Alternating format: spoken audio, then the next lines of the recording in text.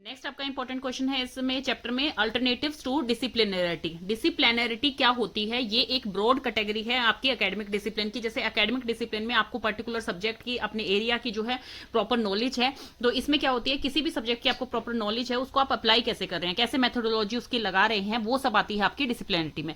ये क्या होती है? ये quality of being an academic discipline, कि आप एकेडमिक डिसिप्लिन आपको है, अच्छी तरह से नॉलेज है आपको किसी पर्टिकुलर अपने सब्जेक्ट की, जिस भी सब्जेक्ट में आपको एक्सपर्टीज है, लेकिन उसकी क्वालिटी को आप यूज कैसे कर रहे हैं, उसको कैसे बच्चों को समझा पा रहे हैं और कैसे यूज कर पा रहे हैं, उस चीज को कैसे अप्लाई कर पा रहे हैं, वो आपकी आती है डिसिप्लिनरिटी। जैसे कि हमने पहले पढ़ा था कि हमारी जो है एक बाउंड्री होती है कि भाई जैसे हमारे जो सब्जेक्ट हैं पर्टिकुलरली हम उस सब्जेक्ट की जो है नॉलेज बच्चों को देते हैं और उसी सब्जेक्ट से रिलेटेड हम उसमें काम करवाते हैं, बच्चों को प्रैक्टिकल करवाते हैं। लेकिन इसमें क्या है डिसिप्लिनरिटी में, ये एक ब्रॉड टर्म है, एकेडमिक डिसिप्लिन से ब्रॉड है। इसमें अगर मान लीजिए साइंस के अंदर आपके कोई भी ऐसा आ जाता है जिसमें आपको फॉर्मूले से निकालना पड़े कि भाई इसका डिस्टेंस इतना है, जैसे सोलर सिस्टम में निकाल सकते हैं, या किसी भी वे से आपको कोई फॉर्मूला लेना पड़े मैथ्स का, तो आप जो है अपनी जो बाउंड्रीज है इसकी पर्टिकुलर एकेडमिक डिसिप्लिन की, उसको भी जो है पार कर लें उस बाउंड्री को भी, और दूसरे से भी इंटरेक्टिव होकर उस दूसरे सब्जेक्ट से भी हेल्प ले सके, उसे कहा जाता है डिसिप्लिनरिटी। तो ये होप्सो आपको अच्छी तरह से समझ आ गया होगा डिसिप्लिनरिटी क्या होती है।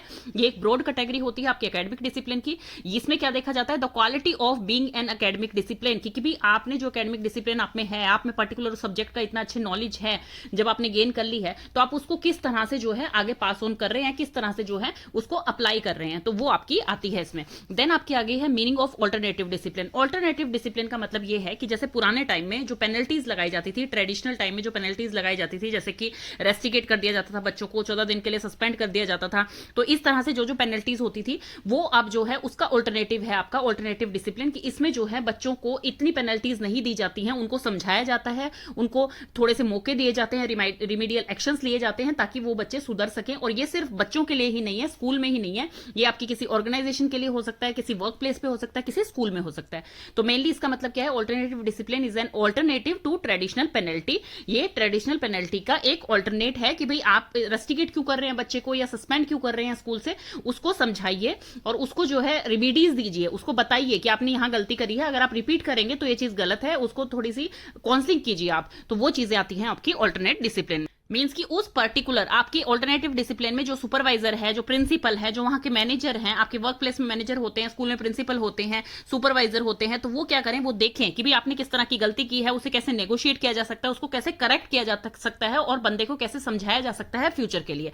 तो अब इसके मेन क्राइटेरिया क्या है, क्राइटेरिया जो फॉलो किए जाते हैं, ये आपका कहां हो सकता है, और किसी ऑर्गेनाइजेशन में, स्कूल में या कोई भी वर्क प्लेस पे आपका ये अप्लाई किया जा सकता है। तो इसमें क्या होता है, इसमें जो भी बिहेवियर आपका खराब हो रहा है, जो भी हमें चाहिए कि भी ऐसा बिहेवियर इशू यहाँ पर नहीं होना चाहिए हमारे ऑफिस में, हमारे स्कूल में, तो पहले ही सबसे पहले जो है, पहले तो आप उनको बताइए at the time of admission, जो है पेरेंट्स को बताइए, या फिर ऑफिस में जब बंदे का इंटरव्यू ले रहे हैं तो आपको वहां के नॉर्म्स बताइए कि हमारे यहाँ पे ये रूल्स हैं, इस तरह से हम यहाँ पे रहते हैं। तो मतलब उस चीज को जो है ना आप उनको प्रॉपर बताइए, ताकि एक प्रोबेबिलिटी हो कि भाई वहां पर जो है कोई मिसकंडक्ट नहीं करेगा, यहाँ पे कोई भी एम्प्लॉय, कोई भी बच्चा जो है मिसकंडक्ट बिहेव नहीं करेगा। और दूसरा, उनको ऐसा इस टाइप का एग्रीमेंट दे दीजिए, मान लीजिए उनसे कोई गलती हो गई है या कुछ तरह से ऐसे मिसबिहेव हो गया है वहां पर, तो उनको अल्टीमेटम दिया जाए, उनको एक तरह की मेल कर दी जाए, उनको कोई एग्रीमेंट साइन करा लिया जाए कि भी अभी हम आपके कोई एक्शन नहीं ले रहे हैं, लेकिन फ्यूचर में ये गलती रिपीट नहीं होनी चाहिए। यहां पर किसी भी टाइप की कोई बार्गेनिंग नहीं चलेगी कि भाई कोई बंदा कहे कि मेरे से ये गलती हो गई है, यहां पर रूल्स मैंने तोड़ दिए हैं, लेकिन मैं आपको कुछ पैसे देकर या किसी भी चीज की बार्गेनिंग देकर मैं आपका ये काम कर दूंगा, तो भाई वो चीज नहीं चलेगी। यहां पर जो रूल्स हैं वो आपको फॉलो करने पड़ेंगे, और उसमें जो है वो आपकी हेल्प कर रहे हैं, ऑल्टरनेटिव डिसिप्लिन में वो आपकी हेल्प कर रहे हैं कि भाई आपका जो भी मिसबिहेव हो रहा है उस चीज की प्रॉपर काउंसलिंग की जाए, उस चीज को ठीक किया जाए। हम आपके खिलाफ कोई एक्शन फर्स्ट नहीं ले रहे हैं, हम आपको पहले मौके दे रहे हैं, हम आपको जो है एक एग्रीमेंट लिख के दे रहे हैं कि भाई आगे से ये चीज रिपीट नहीं होनी चाहिए। तुरंत एक्शन मतलब नहीं हो रहा है यहां पर, जैसे पहले ट्रेडिशनल टाइम में हो जाता था। How does alternative discipline benefit the organization, किस तरह से वो ऑर्गेनाइजेशन को बेनिफिट कर रही है, अब जरूरत क्यों पड़ी है ऑल्टरनेटिव डिसिप्लिन की, वो हम पढ़ते हैं। सबसे पहले है less negative impact on the supervisor and employee relationship. क्या होता था पहले, जो है सुपरवाइजर अगर अपने एम्प्लॉय को कुछ कह देता था, आपने ये चीज गलत किया, या आपने उस एम्प्लॉय के साथ गलत बिहेव किया, या आपने ये ईमेल गलत की है, आपके वर्ड्स रिस्पेक्टिव नहीं थे, या आपने उसको गलत बोल दिया, कुछ भी चीज है, तो वो क्या होती थी, दोनों के बीच में एक राइवलरी टाइप हो जाती थी, दुश्मनी टाइप हो जाती थी। तो वो क्या है अब कम हो गई है, क्यों? क्योंकि वो उसे समझा रहे हैं, एक इंडिविजुअल को समझा रहे हैं, उनका वर्क रिलेशनशिप हेल्दी रह रहा है, वो उनको सीधा नौकरी से नहीं निकाल रहे हैं या उनकी पोजीशन नहीं चेंज कर रहे हैं, तो उससे क्या है, उनको सिर्फ समझा के वो कह देते हैं आगे से ऐसा बिहेव नहीं होना चाहिए। तो उससे क्या होता है, ऑल्टरनेटिव डिसिप्लिन से उनके जो कॉन्टेक्ट है, उनके बीच का जो रिलेशनशिप है वो नेगेटिव नहीं बनता, वो पॉजिटिव रहता है। नेक्स्ट है आपका address the real purpose of discipline. अब यहाँ पर क्या है, डिसिप्लिन का मतलब क्या होता है कि अगले में सुधार आए। डिसिप्लिन का मतलब ये तो नहीं होता ना उसको सजा दी जाए, पनिशमेंट दी जाए। डिसिप्लिन का मतलब होता है अगले में सुधार लाने के लिए हम डिसिप्लिन करते हैं, चाहे पेरेंट्स करते हैं, चाहे टीचर्स करते हैं, चाहे वर्क प्लेस पे किया जाता है। तो इसलिए डिसिप्लिन एक तरह की रिमीडी होनी चाहिए, रिमीडी होनी चाहिए, करेक्टिव एक्शन लिए जाने चाहिए। ऐसा नहीं कि उसको सजा देकर उसको और भी बढ़ावा दें, उसके मन में राइवलरी पैदा करे, वो नहीं करना चाहिए। उस बच्चे को या उस एम्प्लॉय को जो है रिमीडीज देनी चाहिए, करेक्टिव एक्शंस लेने चाहिए कि भाई उन्होंने ऐसा क्यों किया, उनसे पूछा जाना चाहिए, सारी चीजें होनी चाहिए। तो रिमीडीज की तरह काम करना चाहिए डिसिप्लिन को। Time and resource saving, time and resource saving और ये जो है प्रोडक्टिविटी ऑफ द एम्प्लॉय, ये दोनों सेम ही पॉइंट है, आप इनको अलग अलग बना के लिख सकते हैं। इसमें क्या आएगा, किसी भी एम्प्लॉय को, जैसे कि आप किसी भी एम्प्लॉय को जो है बार बार उसको बोल रहे हैं या कोई भी आप ऐसे अल्टीमेटम दे दिया है उसे, या फिर आप रस्टिकेट कर रहे हैं, तो उससे क्या होगा, वो एम्प्लॉय वहां से जॉब छोड़ के जाएगा आपने, या फिर उसकी पोजीशन चेंज कर दी है, जूनियर सीनियर लेवल से कोई जूनियर लेवल दे दिया है, तो उससे क्या होगा, उसकी प्रोडक्टिविटी कम हो जाएगी, क्योंकि उस एम्प्लॉय ने, पर्टिकुलर उस बंदे ने वो चीज सीखी थी वहां पर आकर, और वो चीज लर्न की थी, वो चीज वहां पर वो कर रहा था, सीख रहा था, और उस चीज को करके दे रहा था कंपनी को। लेकिन फिर क्या होगा, वो अपनी प्रोडक्टिविटी लूज कर देगा, और उससे क्या होगा, आपके जो है ऑर्गेनाइजेशन का नुकसान हो जाएगा कि भाई इस बंदे को हमने सिखाई थी, अब दूसरा हम ट्रेनिंग लेके आएंगे, फिर उसको दोबारा से ट्रेनिंग पे से जाना पड़ेगा, प्रॉपर इतने मंथ की ट्रेनिंग देनी पड़ेगी, और फिर दोबारा से सिखाना पड़ेगा। तो उसमें क्या है, आपकी जो ऑर्गेनाइजेशन है उसका लॉस होता है, और प्रोडक्टिविटी जो एम्प्लॉय की है वो खत्म होती है, लूज होती है। और यही इस पॉइंट में दे रखा है कि टाइम एंड रिसोर्सेज सेविंग, मतलब कि अगर उसी एम्प्लॉय को, जो एम्प्लॉय है जिससे कोई गलती हुई है या कोई भी उसका बिहेवियर इशू हुआ है, तो उसको समझाया जाए, उसको रिमीडियल एक्शन दिए जाए, ताकि आपका भी टाइम सेव हो और आपके रिसोर्सेज भी सेव हो। क्योंकि आप उसकी जगह कोई दूसरा बंदा लेके आएंगे तो आपका टाइम भी खराब होगा, आपको ट्रेनिंग पीरियड भी बढ़ेगा, आपका पैसा भी ज्यादा लगेगा, मतलब रिसोर्सेज भी खराब हो रहे हैं। देन है क्विकर क्लोजर। आजकल क्या हो रहा है, ऑल्टरनेटिव डिसिप्लिन में क्या हो रहा है कि एग्रीमेंट्स इस तरह के बन रहे हैं जो कि बहुत ही जल्दी क्विकली क्लोज किए जाते हैं as compare to traditional cases के। जैसे कि कोई भी अगर किसी का मिसबिहेव हुआ है तो उससे क्या कहा जाता है, उसको एक अल्टीमेटम टाइप दे दिया जाता है कि आगे से ऐसा रिपीट नहीं होना चाहिए, और उससे साइन ले लिए जाते हैं, ताकि वो कंपनी के पास एक प्रूफ रहे कि भाई इन्होंने फर्स्ट टाइम भी ऐसा किया था तो आगे से ये रिपीट नहीं करेंगे। तो उसमें क्या होता है, क्विक क्लोजर हो जाते हैं। तो ये इसके बेनिफिट थे।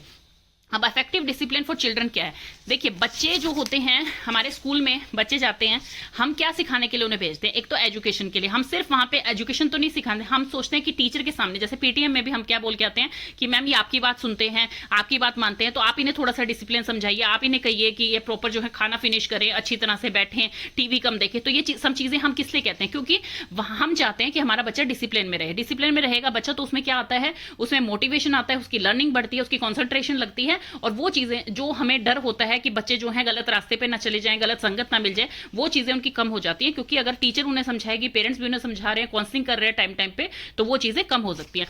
तो इसमें यही बताया गया है कि बच्चे जो कोई अच्छा काम करते हैं, जैसे उन्होंने कोई मतलब ऐसा काम किया तो उनकी प्रेज कीजिए, उनके लिए कोई अवार्ड्स लेके आइए। और अगर मान लीजिए बच्चे ने कोई गलती की है तो उसके लिए कोई अवार्ड मत दीजिए, लेकिन उनको ऐसा पनिशमेंट भी नहीं देनी आपको फिजिकली कि उनको मार रहे हैं आप, या इस तरह से उनको समझाइए कि भाई आपको अवार्ड इसलिए नहीं मिला है क्योंकि आपने ये चीज पिछली बार अच्छी करी थी, इस बार आपका बिहेव खराब था। तो इस तरह से उनको समझाना चाहिए।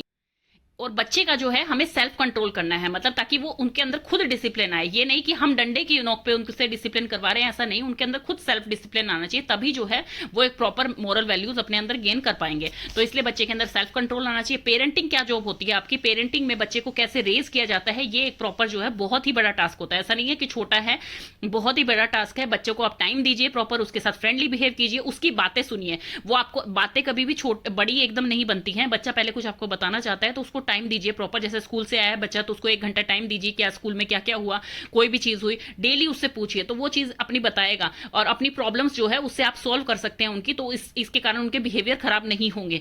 आप जो है उनके फ्रेंडली नेचर बन के रखिए। तो बच्चे को आप जितना फिजिकली इमोशनली स्ट्रांग बनाएंगे तो वो चीज आपको जो है फायदा ही करेगी, उनको जो है सेल्फ कंट्रोल में लाएगी, वो डिसिप्लिन रहेंगे, वो उनकी लर्निंग बेहतर होएगी, और उनकी वैल्यूज और स्किल्स जो है वो डेवलप होंगे। और पेरेंट्स को कभी भी ऐसा नहीं कि बच्चा अगर उनसे कोई चीज शेयर नहीं कर रहा है या कोई चीज है तो धीरे धीरे पेरेंट्स जो है उसको मौका दें। ऐसा नहीं कि कोई हार्श पनिशमेंट एकदम से दे दी है पेरेंट ने, वो चीज बहुत ही गलत है। हार्श पनिशमेंट कभी भी नहीं देनी चाहिए। या जैसे कभी उसके फ्रेंड्स हैं उसके सामने उसे ऐसे नेम से बोल दिया या ऐसी चीज बताई जिससे उसको ह्यूमिलेटिंग फील हो रहा है, तो वो चीज खराब हो जाती है, वो चीज उसके मन में गलत भावना लेके आ सकती है। तो इसलिए बच्चे को कभी भी ह्यूमिलेट नहीं करना चाहिए, उसको हैरास नहीं करना चाहिए। तो ये चीजें बच्चे के साथ कभी भी नहीं होनी चाहिए कि उसको किसी गलत नाम से बोल रहे हैं, कोई अब्यूजिंग लैंग्वेज यूज कर रहे हैं उसके लिए, या कोई ऐसी बात बता रहे हैं जो उसकी पर्सनल बात थी आपसे और वो आप उसके फ्रेंड्स के सामने या किसी दूसरे के सामने बता रहे हैं, तो ऐसी चीजें कभी भी बच्चे के साथ नहीं करनी चाहिए, क्योंकि वो इमोशनली फिर वीक हो जाते हैं बहुत ज्यादा। आपका मेन गोल यहाँ पे क्या है, अपने बच्चे को प्रोटेक्ट करना, अपने बच्चे को डेंजर से बचाना, कि भाई जैसे बच्चे कोई गलत कदम उठा लेते हैं, भाई डिप्रेशन में चले जाते हैं, तो उस चीज में आप उनकी हेल्प कर सकते हैं। आप उनको मतलब एक डिसिप्लिन देके आप उनकी हेल्प कर सकते हैं कि आपको ये चीजें नहीं करनी है। अगर आपसे हो भी गई हैं तो आप हमें बताइए, तो आप जो है पॉइंट टू पॉइंट उन्हें बताएंगे चीजें, और हर टाइम पे उन्हें चीजें बताते रहेंगे, उनके साथ फ्रेंडली बिहेव रखेंगे, तो वो चीजें कम हो सकती हैं। तो इस तरह से बच्चे में सेल्फ डिसिप्लिन होता है। तो ये चीज थी आपकी ये, कि प्रॉपर जो है बच्चे को आप जो है रीइंफोर्स करेंगे, उसको पॉजिटिव रीइंफोर्समेंट देंगे, नेगेटिव रीइंफोर्समेंट देंगे, फिजिकली उसके साथ नहीं मतलब उसे हैरास नहीं करेंगे कहीं किसी के सामने, फिजिकली जो है उसकी पिटाई वगैरह नहीं करेंगे, तो ये चीजें जो है बच्चे को कमजोर बना देती हैं। तो ऐसा नहीं होना चाहिए। उनके साथ जो है फ्रेंडली बिहेव रखिए, उनको जो है एक थोड़ा सा सेल्फ कंट्रोल मतलब सेल्फ कंट्रोल वाली चीज सिखाइए कि अगर आप ये कर रहे हैं, आपके फ्रेंड्स आप ये कर रहे हैं, तो आप इस चीज में इस तरह से बच सकते हैं, या अपने टीचर की हेल्प ले सकते हैं या पेरेंट की हेल्प ले सकते हैं। तो ये चीज आपको उनको सिखानी है। देन आपके आगे हैं basic principle of affective discipline. तो अफेक्टिव डिसिप्लिन में क्या है इसके प्रिंसिपल? अफेक्टिव डिसिप्लिन यही है कि आपका एक अप्रोप्रिएट बिहेवियर पैटर्न होना चाहिए, कि आपको ये चीजें करनी है, ये चीजें नहीं करनी है, मतलब बच्चे को ये चीज पता होनी चाहिए।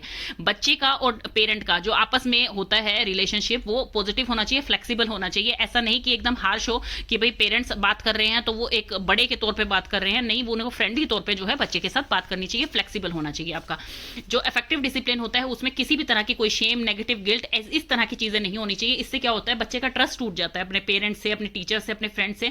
तो इस तरह की बातें कभी भी नहीं होनी चाहिए। अनडिजायरेबल बिहेवियर जो है वो थोड़ा सा अवॉइड करना चाहिए, ताकि उनको जो है आप प्रिवेंट कर सकें उस चीज को, जो है आप ऐसे सपोर्ट दे दें उस चीज को कि भाई आप कोई बच्चा आपको दिख रहा है कि वो गलत बिहेव कर रहा है, तो उसको तुरंत वहां पे ना डांटे, तुरंत ह्यूमिलेट ना करें, उसको धीरे धीरे समझाएं, उसको प्रिवेंट करने का मौका दे कि भी वो उस चीज को धीरे धीरे छोड़ दे, उसको सपोर्ट करें उस चीज में। और बच्चे के आपको लग रहे हैं कि कोई एंगर इशू हो रहे हैं, बिहेवियर इशू हो रहे हैं, या आपको बहुत ही ज्यादा लग रहा है कि उसमें कुछ ना कुछ कमी आ रही है, तो किसी एक्सपर्ट में यही है कि आपको कोई भी दिक्कत लगती है तो आप एक्सपर्ट से राय ले सकते हैं। आपको जो है किसी भी बिहेवियर के अगेंस्ट उस बच्चे से जो है प्रिवेंटिव मेजर्स लेने हैं, किसी पर्सन के अगेंस्ट नहीं। मतलब आपकी लड़ाई उसके बिहेवियर से है, आपको उस पर्सन से कोई प्रॉब्लम नहीं है। वो पर्सन जो है वो चेंज हो सकता है, अगर आप उसके अफेक्टिव जो है रेमेडीज दें या अफेक्टिव जो है उसका ट्रीटमेंट करवाएं, तो वो पर्सन चेंज हो सकता है। तो इसलिए उसके बिहेवियर के अगेंस्ट आपको लड़ाई करनी है, उसके पर्सन के अगेंस्ट नहीं। उस पर्सन से आपकी कोई राइवलरी नहीं है। नो वर्बल अब्यूज, कोई वर्बली आपको अब्यूज नहीं करना है। अगर कोई गलत बिहेव कर रहा है तो आप गालियां दे देते हैं, तेज आवाज में बात करते हैं, वो चीज बिल्कुल भी बच्चों के सामने नहीं होनी चाहिए।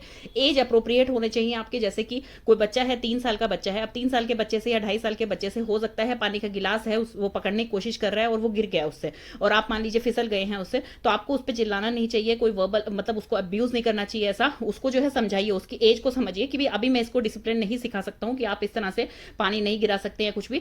वो चीज आप अपने अंदर चेंज कर सकते हैं कि प्रॉपर चीजों को आप जो है जगह पर रखें। और अगर किसी बच्चे को, अब मेन है हमारा क्या मतलब है डिसिप्लिन बनाने का, क्या मतलब है, ताकि बच्चा कभी किसी डेंजर में ना आ जाए, उसको सेल्फ डिसिप्लिन इसीलिए सिखाना होता है। तो इसमें बच्चे को आप सिखा सकते हैं कि कोई भी नुकीली चीज है, जैसे चक्कू है, सीजर्स हैं, वो क्राफ्ट का काम करते हैं, तो उसे कभी भी अपने फेस की तरफ करके जो है दौड़ के ना जाइए आप कहीं पे भी, क्योंकि हो सकता है वो आपके लग जाए और आपको जो है उससे हार्म हो जाए। तो ये चीजें बच्चों को सिखानी चाहिए। इस चीज में बच्चों को सपोर्ट देना चाहिए आपको कि अगर उनसे कोई गलती हो रही है तो उस चीज को वो ना करें, अगली बार से रिपीट ना करें। नेक्स्ट आ गया है school age children. School age children जैसे 6 to 12 ईयर्स के बच्चे होते हैं, वो क्या करते हैं, वो इंडिपेंडेंट रहना पसंद करते हैं। तो इससे क्या होता है, पेरेंट्स में कॉन्फ्लिक्ट्स आ सकते हैं कि भाई नहीं, तुम मेरी बात नहीं सुन रहे हो, तुम ये यहाँ क्यों नहीं बैठ रहे हो, तुम ये क्यों नहीं कर रहे हो। तो इस तरह की चीजें नहीं होनी चाहिए। उनका बिहेवियर आपको एक अच्छा बिहेवियर लगे, उससे सबसे पहले तो पेरेंट जो होता है वो एक एग्जाम्पल सेट करता है बच्चों के लिए कि भाई हाँ, मैं इस तरह से बात करता हूँ घर पे, अगर किसी से कोई गलती भी हो जाती है तब भी मैं प्यार से ही समझाता हूँ। तो पेरेंट एक तरह का एग्जाम्पल सेट करते हैं बच्चे के लिए, और पेरेंट को कॉन्टिन्यूअसली उनको सुपरवाइज करना चाहिए, उनको इंडिपेंडेंट होने देना चाहिए। वो अगर पढ़ाई इंडिपेंडेंटली कर रहे हैं, वो अपना ड्रेसअप इंडिपेंडेंटली करना चाहते हैं, तो हर चीज इंडिपेंडेंटली आप करने दो, लेकिन पेरेंट्स को हमेशा उनका सुपरवाइजर बनके रहना चाहिए। वो देखे उसको भाई हाँ, वो पर्टिकुलरली ठीक चीज कर रहा है, नहीं कर रहा है, और अगर नहीं कर रहा है तो उस चीज को समझाया जाए। जैसे कि मान लीजिए आपको उनको फेवरेट बुक्स क्या हैं, उनको मतलब पढ़ने का शौक है, उनको किसी चीज गेम्स का शौक है, उनको ड्राइंग का शौक है, तो पर्टिकुलरली उस चीज का जिसमें उनका इंटरेस्ट है वो चीजें आप उनको प्रोवाइड करवा सकते हैं, जिससे कि वो जो है बिजी रहेंगे और जो है प्रॉपर उनमें सेल्फ डिसिप्लिन आएगा और उनके आपसे जो है रिलेशनशिप वो एक पॉजिटिव रिलेशनशिप बनेगा। देन जो है setting rules and applying consequences, इसमें क्या है आप बच्चे को किस तरह से एक पॉजिटिव बिहेवियर में ढाल सकते हैं, किस तरह से उसको एग्जांपल आप दिखा सकते हैं कि भाई पेरेंट जो है वो मेरे बिहेवियर पे बार बार नहीं बोलते हैं, या फिर मुझे इस चीज को चेंज कर लेना चाहिए अगर उन्होंने कहा है, तो वो एक चीज कैसे बन सकती है कि भाई आप उनके किसी भी पॉजिटिव बिहेवियर पे कोई भी वो अच्छी चीज कर रहे हैं, आपकी बात मान रहे हैं, तो आप उनकी प्रेज कीजिए उस चीज में, और अगर नहीं कर रहे हैं तो आप उनको वो चीज मत ला के दीजिए। मतलब ऐसा नहीं है अगर नहीं कर रहे हैं कोई भी चीज वो आपके अनुसार, तो उस चीज में आपको उनको अब्यूज नहीं करना है, या फिर उनको जो है पिटाई नहीं करनी है उनकी, या उनको कुछ किसी ऐसे नहीं करनी है कि मैं तुम्हें कोई पनिशमेंट दूंगा, नहीं, उनको सिर्फ वो चीज जो प्रेज करवाते थे आप पॉजिटिव बिहेवियर पे वो मत करवाइए। तभी बच्चे को फील होना शुरू हो जाए तो ये चीज बहुत अच्छी है, तभी बच्चा जो है अपना बिहेवियर चेंज कर सकता है। इसमें क्या है आपको कुछ रूल्स बना देने चाहिए, वो रूल्स उस चीज को माने कि भाई आपको ऐसा नहीं करना है, आपको यहां नहीं बैठना है, आपको इतनी देर पढ़ाई जरूर करनी है, आपको टीवी भी देखना है, गेम्स भी खेलने हैं, आप बाहर भी जाइए, इंडोर प्ले और आउटडोर प्ले दोनों आपके लिए इंपॉर्टेंट है। तो ये चीजों के लिए बच्चों को मोटिवेट कीजिए ताकि वो एक प्रॉपर टाइम टेबल बनाए। तो मतलब इस तरह के रूल्स जो हैं, जो आपको पहले किसी कंपनी में जॉब से पहले दिए जाते हैं, किसी स्कूल में एडमिशन के टाइम दिए जाते हैं, तो पेरेंट्स को भी ऐसे रूल जो है बच्चों को समझाने चाहिए कि भाई ऐसी ऐसी चीजें आप प्रॉपर करिए। उनको जो है कोई इग्नोर अनइंपॉर्टेंट, जैसे कोई अनइंपॉर्टेंट बिहेवियर में आप उससे डिस्टर्ब हो रहे हैं, जैसे कि बच्चा पैर हिलाता है, कई बार बैठे बैठे पैर हिला रहा है, तो उस चीज को इग्नोर कर दीजिए। आप एक बार मना कर दीजिए, लेकिन बच्चा नहीं मान रहा है, तो कोई इतना बड़ा बिहेवियर इशू नहीं है कि वो बच्चे को कोई हार्म दे सकता है, तो आप मना कर दीजिए, बच्चा धीरे धीरे जो है अपने आप उस चीज को खत्म कर देगा। मतलब आपको प्रायोरिटी देखनी है यहाँ पर कि आपका मेन प्रायोरिटी क्या है, बच्चों की हेल्प करना, ताकि बच्चे किसी डेंजर में ना चले जाएं, बच्चे की सेफ्टी आपकी मेन प्रायोरिटी है। तो उस तरह का बिहेवियर इशू उनका नहीं होना चाहिए, उस तरह की चीजें उनकी लाइफ में चेंज करनी चाहिए। तो ये चीजें बच्चों को आप जरूर समझाएं। एज अप्रोप्रिएट होना चाहिए, मैं पहले ही बता